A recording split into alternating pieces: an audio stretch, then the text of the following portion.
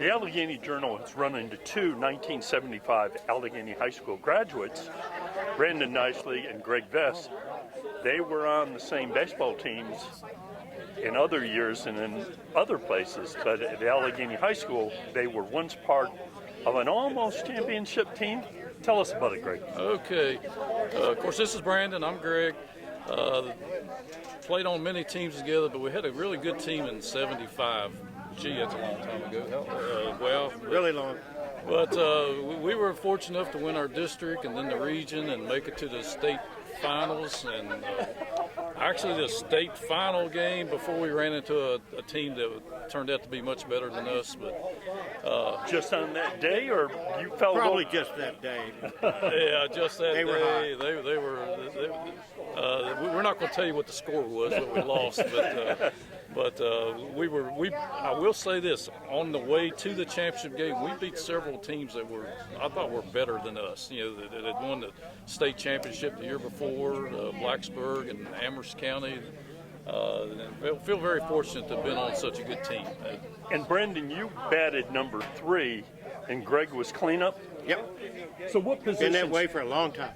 And what positions did you guys play? Actually, we're standing where we played.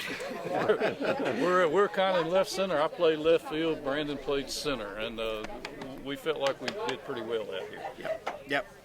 And the field was kind of rough and all that back in the day. We actually practiced football all out through here, and every ground ball out to you was a challenge because there were just clumps of fescue here and there. So it was a lot of fun. We had a great bunch in '75. Never forget that. Just good folks, good guys, and a lot of camaraderie. It was a lot of fun. And are any of those teammates here in addition to you two? None yet. There'll be plenty, I'm sure. And who was the coach that year? Joe Carpenter. Joe Carpenter. He was a man. Joe was a motivator. I would run through a fence for Joe. I love Joe. He died a few years ago. Sure, we all knew Joe. His assistant coach is still alive, Lee Dunn. I don't think he's in the best of health, but I ran into him a few months ago, and I made a point to tell him, thank you. You don't know how much you impacted my life. I just want to thank you for that. And that was Coach Lee Dunn. And I want to say this, the baseball field now is nice and green. When we played, we had to spend a lot of our time picking up the rocks and throwing them off the field. We actually had work days on Yes. Saturdays to come out here and clean up the field and get ready for the season. So it was. Now that's something that today's team may not know anything about. They can't appreciate that. No dugouts. The fence wasn't out here. The fence we had was a Snow fence. Was a snow fence from the state highway department, and sometimes the wind would blow it over, and we'd have to call timeout and run out here and prop the fence back up. Was over the fence home run? It was then, yes. And you could run through that fence. Yeah.